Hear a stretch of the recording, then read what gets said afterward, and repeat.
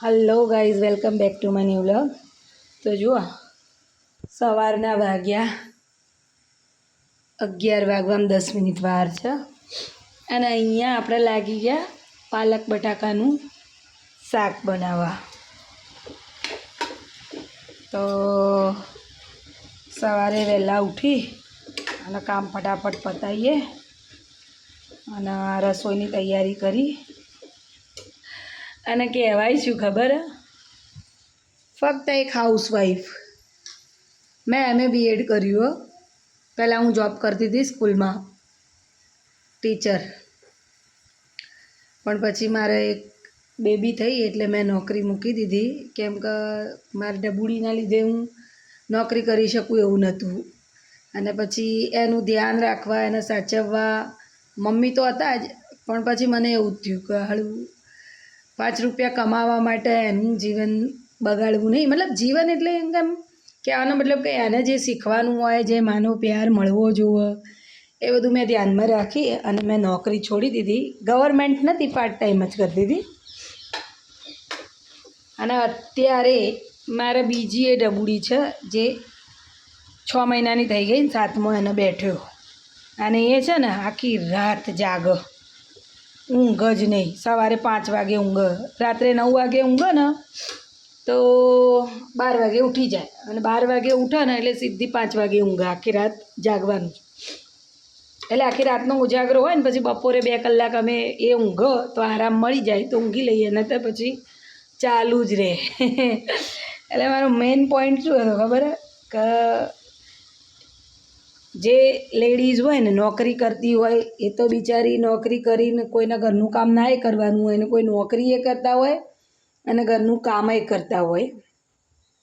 પણ મારો કહેવાનો મતલબ ખાલી કોને ખબર હે? કે જે હાઉસવાઈફ હોય, જેની કોઈ કિંમત જ ના હોય, ભલે એ 24 કલાક કામ કરતી હોય.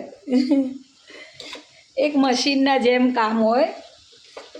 જે નોકરી કરતા હોય એમને જ તકલીફ હોય એવું નહીં હોતું. જે હાઉસવાઈફ હોય ને એ 24 કલાક કામ કરે. જેને થાક લાગ્યો એવું તો કહેવાય જ નહીં. તો ભાઈ હાઉસવાઈફ હોય ને એ લોકોના મારું સેલ્યુટ છે. જ્યારે હું નાની હતી ને, ભણતી હતી, લગ્ન નહોતા થયા, ત્યારે આ બધી મને ખબર નથી પડતી.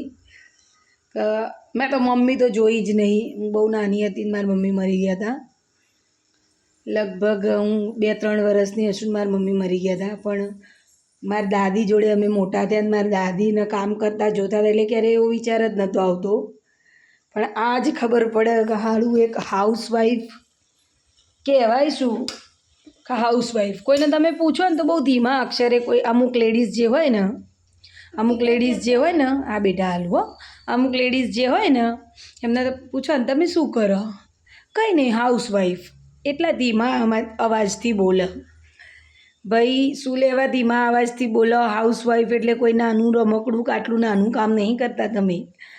હાઉસવાઈફ એટલે 24 કલાક કામ કરે. નોકરિયાતને તો રાત્રે આરામ મળે, નોકરી કરતા હોય એમને તો બીજાએ કામ કરે. પણ હાઉસવાઈફ એક એવી નોકરી, હાઉસવાઈફને એક એવી નોકરી કે એવી ડ્યુટી કે એવી વસ્તુ છે ને કોઈ ના કરી શકે.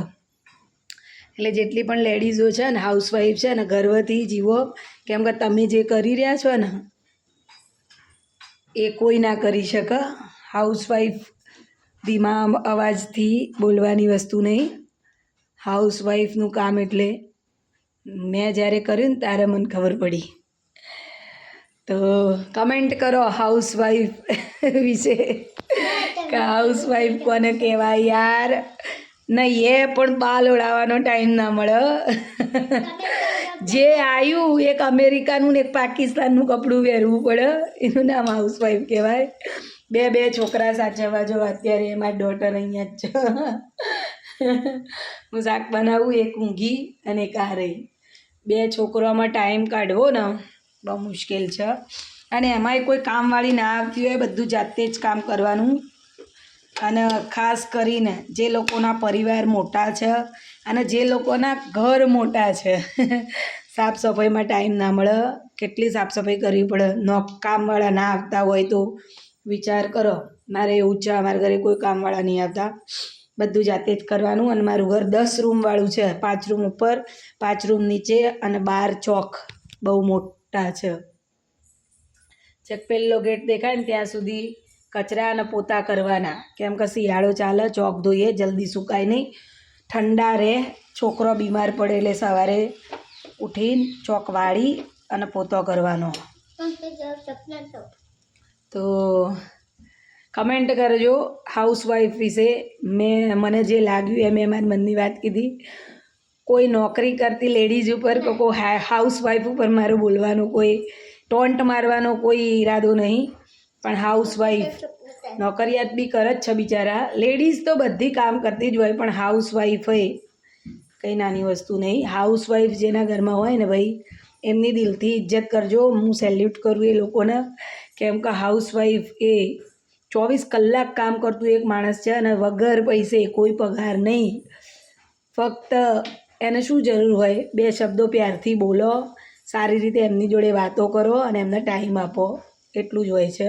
અને એમની કદર કરી લો, એમની કિંમત કરો ભાઈ. તો મળીએ પછી નવા મિની વ્લોગમાં. ત્યાં સુધી સબસ્ક્રાઈબ કરજો, મારા ડોટરે કીધું. તો મળીએ પછી બીજા મિની વ્લોગમાં. ત્યાં સુધી બાય બાય.